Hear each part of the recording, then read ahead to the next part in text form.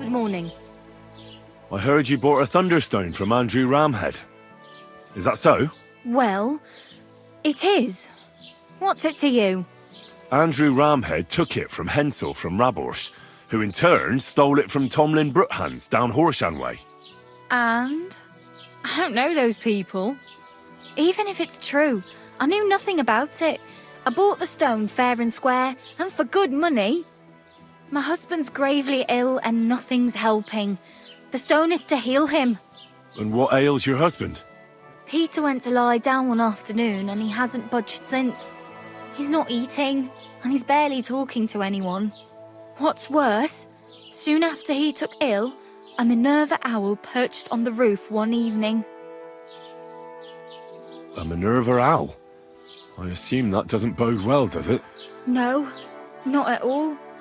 An owl on your roof means death is closing in. That's why I need the stone. If it weren't for the stone, I'm sure Peter would be gone by now. So am I to understand that if your husband heals, you won't need the stone? Well, a stone like this is a precious thing. It can still protect us from all manner of misfortune. But you bought it to save your husband. That may be, but I'll not be wanting to lose that stone. How about this? I'll try to help your husband, and if I succeed, you'll gift me the stone. Why would I do that? The stone is bound to help him. What if the power of the stone brought me here to help your husband? I hadn't thought of it like that. So, how about we make a deal? All right, but only if you help him. Of course. I'll take a look at him and see what I can do. And please hurry. With that owl and everything, I'm quite sure the Reaper's nearby. You'll find Peter in his room. All right.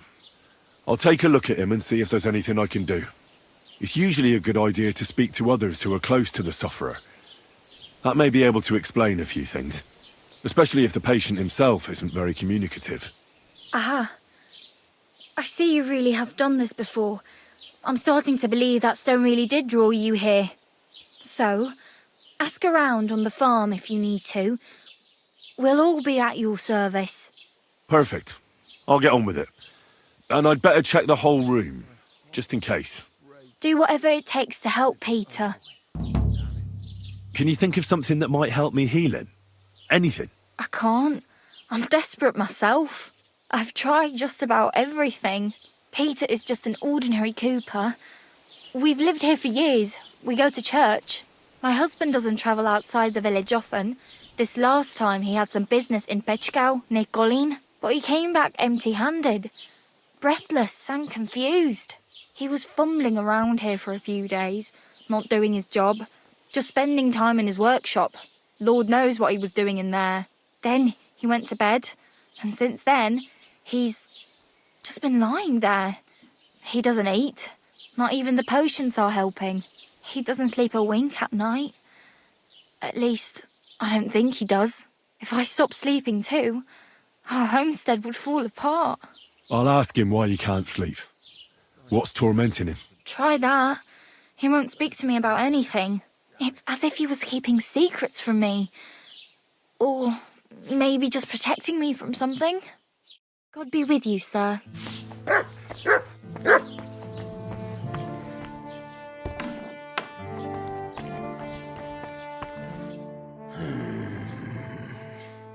Peter, my name is Henry. I'm here to help you. Another poor bloke that's to deal with me. As if Marder didn't have enough on her plate already. I'll try to figure out what's wrong with you. Don't be alarmed. I need to take a closer look. Let's see. No swelling. No cancer on the skin. Does this hurt? Nothing hurts. Your palms are cold. Your muscles are tense. And your heart's pounding so hard you could hear it all the way to Prague. You seem like you're ready to fight. Or flee. They're getting close now. Who is? The soldiers. Sigismund's men. Well, physically, you seem fine, Peter. It's strange. I'm a weakling. A weakling.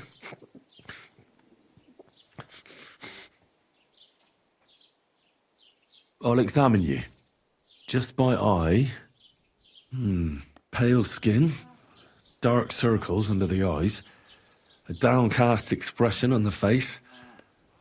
I don't see any bruises. A few calluses and cuts on the hands. Nothing unusual for a craftsman after a hard day in the workshop. I told you. I'm not in any pain. Just let me lie here. Irritability. No foul odour. Bodily humours aren't leaking. And you aren't bleeding. But I will, when Sigismund's horde gets here. Why would Sigismund attack Suchtal? He does as he pleases. You have no idea how many villages he's plundered already. I reckon attacking a village protected by a fortress is the last thing Sigismund would want to do now. The fortress is what's bothering him. That's why he'll destroy it. And us with it. I don't know about that. What are your nights like? Mlada said you don't sleep much. I just stare at the wall. I try to sleep during the day. But it's not much better. Well, it's certainly no fever or pain that's ailing you. I assume it's dark thoughts that keep you up at night. I can't fall asleep.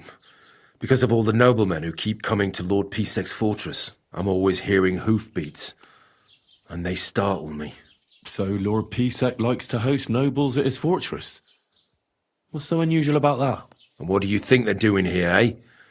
Preparing for war. That's what. If Lord Pisek was about to go to war, he'd be gathering a lot more men here than a couple of nobles. Folk ought to be scared to leave the village. Mezoles is gone. And when I saw Opatovitz, Suchtol is next. I'm sure of it. What am I going to do with you, Peter? There's nothing wrong with you physically, so it must be an ailment of the soul. The chamomile decoctions will help calm your mind, but you'll have to change your diet as well, so you don't just drink potions. And last but not least, some words of encouragement wouldn't be amiss. You'll be back on your feet in no time. I'll get things ready and be back soon.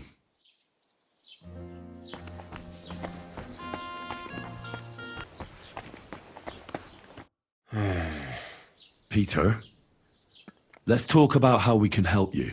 I have some suggestions for treatment. I'm listening.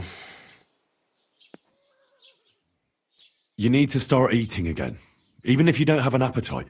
First, ask Mlada to get you some honey and add it to your gruel. You think some honey is gonna save me? It'll give you stamina without irritating your stomach, first of all. But you have to admit Mother Nature has it well thought out. Where bloodwort helps with bleeding and feverfew with fevers, honey coats your humours so that they can't get out of balance so easily. Any melancholia wanting to take hold of you would have to make its way through thick honey, so it could hardly get from your stomach to your head. And soon you'll be as busy as a bee again, and getting on swimmingly. Which brings me to my next piece of advice. Start eating fish more regularly. Some nice fatty ones, ideally. Fat in the belly will surely stop gloom from getting through.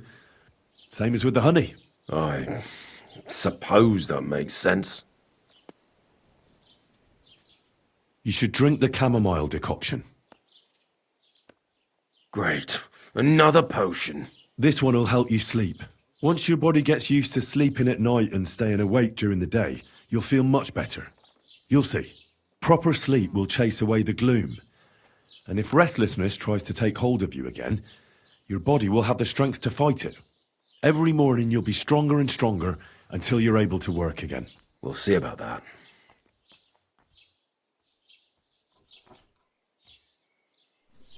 Listen, Peter. I know you're worried about the army that's set up camp over the hill. That's why I'd like to tell you something from the heart. If you're scared of Sigismund's soldiers, trust me when I tell you. When you're caught between a rock and a hard place, there's no shame in running. It doesn't make you a coward. On the contrary, you're smart enough to realize there's nothing you can do. You can always come back later when you have the advantage and deal a bigger blow to the enemy. I just want Mlada to be safe. Then keep reminding yourself of that. Look at me, a blacksmith's son. Why do you think I am who I am now? Because I realised I'll be of no help to my friends and family if I die for some foolish sense of honour. You're right. I can't leave Mlada in this alone. Don't be afraid to see the bigger picture. Even of the things you're worried about right now.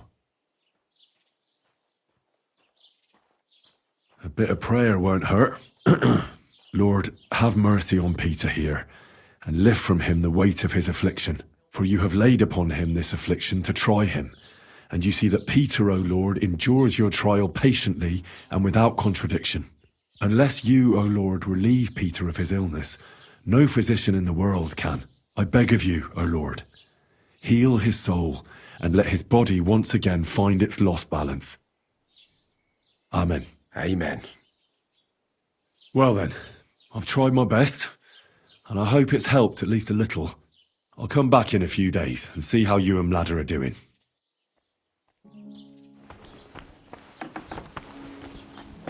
It happens. Just watch where you're going next. I examined Peter, found out what I could, and tried to cure him. I'll come back to see you in a few days. Until then, it's hard to say how things will turn out. Thank you. I'll pray for you and for Peter's recovery. Besides praying, you can brew up some of the chamomile decoction. It's made of wine, chamomile, and sage. You boil the ingredients briefly, then strain. It's not difficult. And even if you don't do it exactly right, it'll still help Peter. I'll learn how to do it. Thank you very much, Henry. I hope things turn out all right. Take care.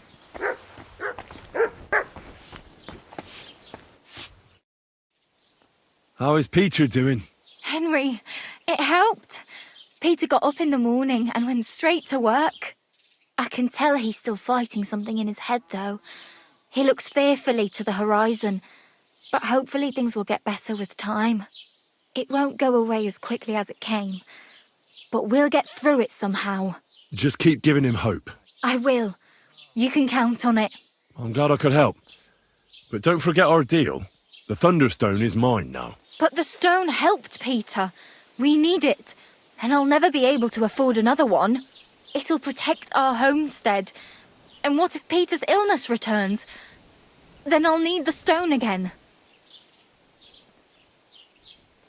The stone has great power, but it's used up all the strength it had for you. Now it's time for it to help others. You're right. Here, it's rightfully yours. It's hard to give it up, knowing how much I spent on it. That's why I can't give you anything else as a reward right now. But believe me, I'll spread the word of how you helped us around the village. Thank you. That's good enough for me. Farewell.